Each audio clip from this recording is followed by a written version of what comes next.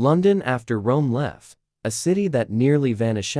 In modern London, glass towers rise beside centuries-old stone. Traffic flows endlessly across bridges spanning the Thames. The skyline is dense, layered, and unmistakably alive. Millions of people moving through one of the world's most powerful cities. Now remove it, erase the skyscrapers, strip away the roads, the lights, the constant motion, let the noise fade. It is the 5th century. The Roman Empire has withdrawn from Britain, and London, once a thriving Roman city, is falling silent. The streets are empty, stone buildings decay without maintenance, roofs collapse, grass begins to push through what were once paved roads. The Great Walls still stand, but they no longer protect a functioning city.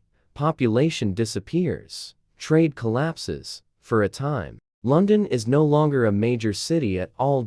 It becomes something else entirely, a near-abandoned ruin on the edge of memory. Historical context: the end of Roman Londinium. To understand what happened to London, we must begin with what it was. By the early 4th century, Londinium was one of the most important cities in Roman Britain. It had stone walls, a forum, bathhouses, temples, and a structured street grid. Its population likely reached tens of thousands. It was a functioning Roman urban center, organized, defended, and economically integrated into an empire that stretched across Europe.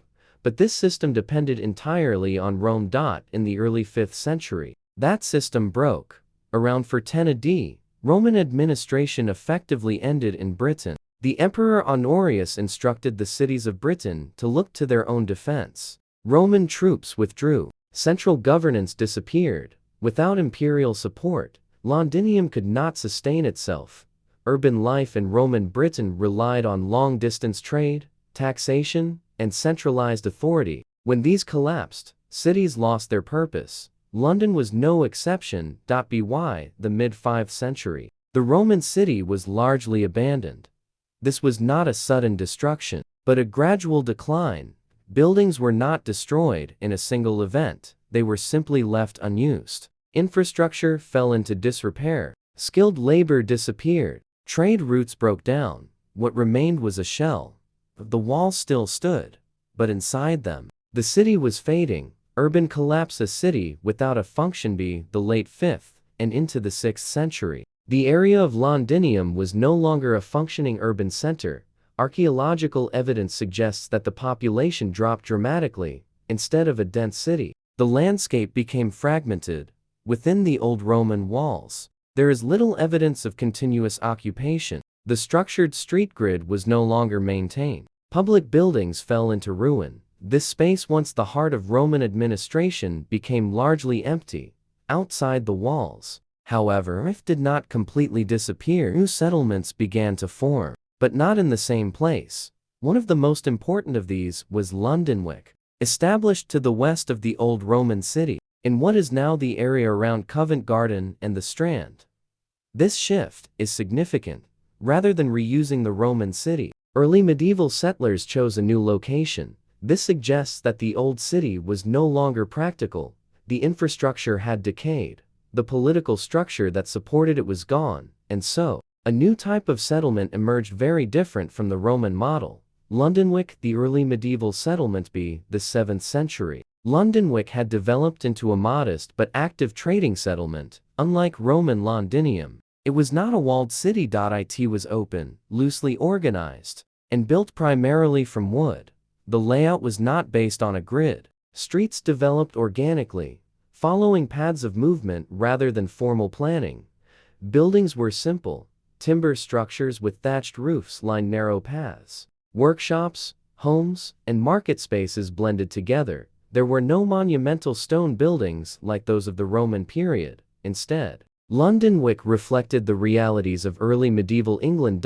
It was a wic, a trading emporium. This term refers to settlements focused on commerce, often located near rivers or coasts. The Thames remained central. Goods moved along the river, connecting London to other parts of England and to continental Europe.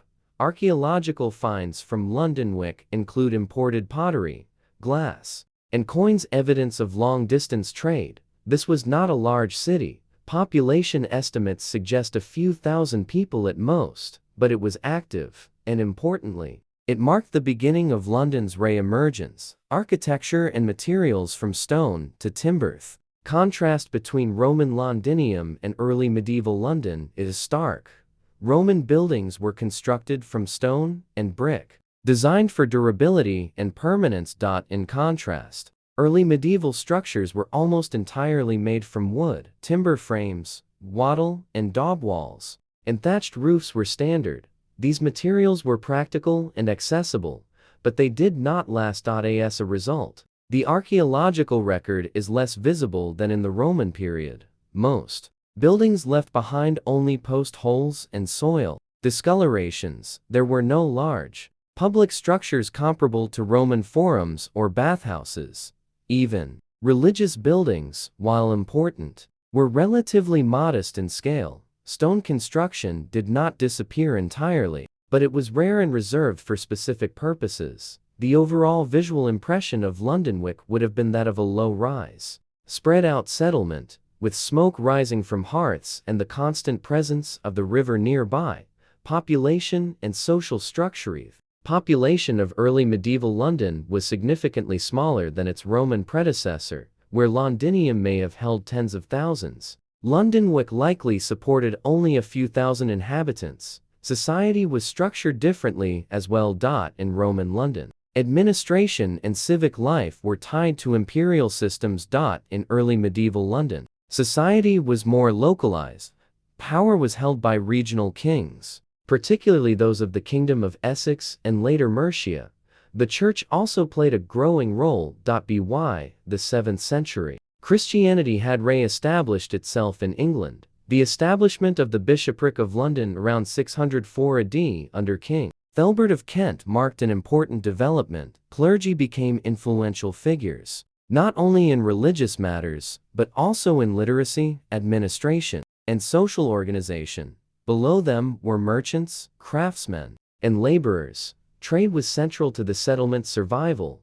There was no large bureaucratic class as in the Roman period. Instead, authority was distributed among local rulers and religious leaders. Daily life, a trading community. Life in Lundenwic was shaped by its role as a trading hub. Markets were central. Goods from across England and beyond were exchanged. Grain, livestock, textiles, pottery, and imported items such as wine and glassware. The Thames was the lifeline. Small boats transported goods and people. The river connected London to the North Sea and continental Europe. Fishing was common. Craft production was also important. Archaeological evidence shows activity from metalworking, weaving, and other trades. Workshops were small and often attached to homes. Food was simple. Bread, porridge, vegetables, and occasional meat formed the diet. Living conditions were modest. There was no advanced sanitation system. Waste disposal was basic. Streets were likely muddy, especially in poor weather.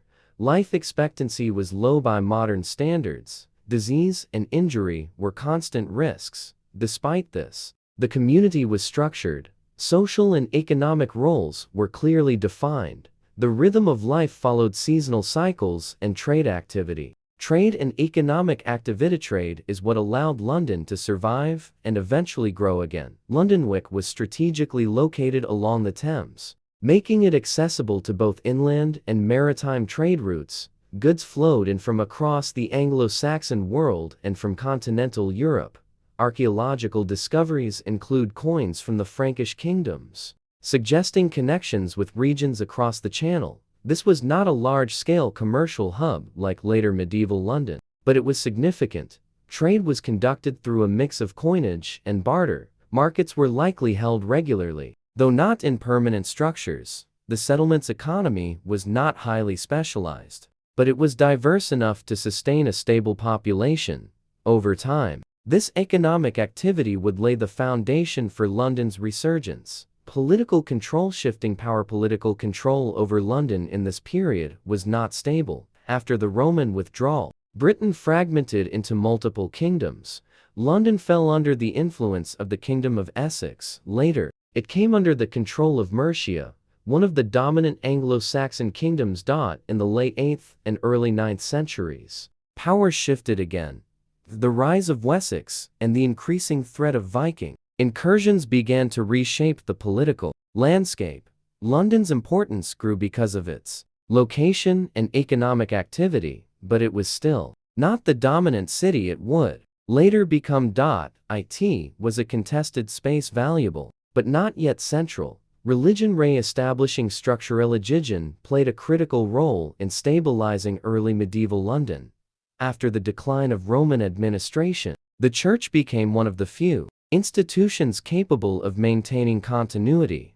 The reintroduction of Christianity in the late 6th and early 7th centuries brought new structures. Churches were established, clergy provided literacy and record-keeping. Religious practices shaped daily life, festivals, rituals, and moral frameworks organized the community. The Bishop of London became a key figure, while the physical scale of religious buildings was smaller than in later centuries. Their influence was significant. Religion helped transform a fragmented post-Roman landscape into a more organized society. Defense and vulnerability. One of the most striking differences between Roman Londinium and Lundenwic is defense. Roman London had walls, Lundenwic did not. This made it vulnerable. In the late 8th and 9th centuries, Viking raids began to target England. London, as a trading settlement, was an attractive target. In 842 AD, London was attacked by Viking forces. These raids exposed the weaknesses of the unfortified settlement. The response to this threat would shape the next phase of London's history, the return to the walled city. Late 9th century. The late 9th century, a major shift occurred. Under Alfred the Great, King of Wessex, efforts were made to defend and reorganize Key in England. Around 886 AD, London was reoccupied within the old Roman walls. This marked the transition from Lundenwic to Londonburg. The decision to return to the Roman city was strategic. The walls still stood. They could be repaired and reused. This provided immediate defense against Viking attacks. The population moved back inside the fortified area. The old Roman street grid was partially reused. For the first time in centuries, London began to resemble a city again. This moment represents the true beginning of London's long-term recovery. Comparison to modern London. WH80 changed. Modern London is one of the largest cities in the world. It is dense, global, and continuously active. But between the 5th and 9th centuries, it was something entirely different. It was small, less organized, less populated. At times nearly abandoned. The shift from Roman Londinium to Lundenwic and then to Londonburg shows a pattern of collapse and recovery. What remained constant was geography, the Thames, the location. These factors ensured that London, even after near disappearance, would rise again. A city that did not disappear and, after Rome, did not fall in a single moment. It faded. It shrank. It relocated. For a time, it was no longer a true city, but it did not vanish completely. Through trade, geography, and gradual adaptation, it survived. The return to the Roman walls in the late 9th century marked a turning point. From that point forward, London would grow slowly at first, then rapidly, in later centuries. The modern city stands on layers of this history. Beneath its streets are the remains of a place that nearly disappeared. To understand London today is to recognize how close it came to being lost entirely and how, over centuries, it rebuilt itself from ruin into one of the world's most enduring cities.